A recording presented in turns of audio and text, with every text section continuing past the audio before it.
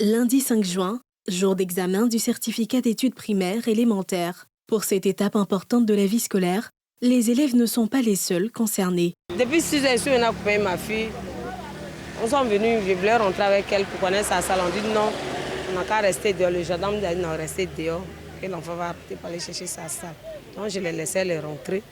Arrêtés aux alentours de ce centre d'examen, ces parents attendent leurs enfants qui, à l'intérieur des salles, affrontent les épreuves. Sur leur visage se lit l'angoisse.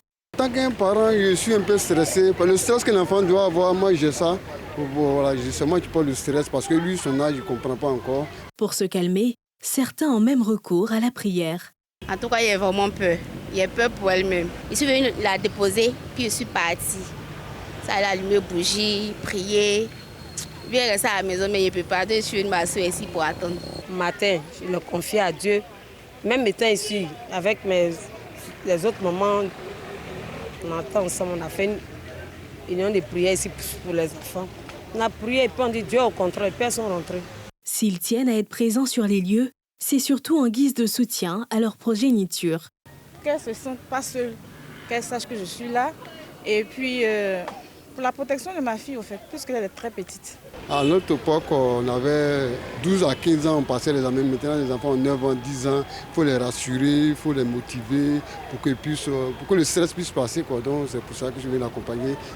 Malgré le stress ressenti, les parents se disent confiants au vu du parcours de leurs enfants durant l'année scolaire. Je suis zen parce que j'ai confiance à ma fille, puisqu'elle a eu une moyenne d'abord à l'école de 15. Elle était deuxième de sa classe. Elle a été primée, donc moi, je n'ai pas de crainte. Comme cette année, je dis merci à la ministre, ils ont des examens blancs. Ça fait qu'ils sont dans le bain, ils comprennent d'abord, en passant par les examens blancs, ils essaient de lui expliquer que c'est la même chose comme les examens blancs. On a qu'à se sentir à l'aise. Même état d'esprit chez les enfants après les premières épreuves. Les premières épreuves, exploitation et tests, éveil au milieu et dictée. C'était facile. Je pense que j'ai bien répondu à toutes les questions. Et je pense que je vais avoir mon entrée en 6e. C'est éveil au milieu qui était facile. Maintenant, exploitation et tests, c'était un peu compliqué. Maintenant, dictée, on a pu comprendre et faire.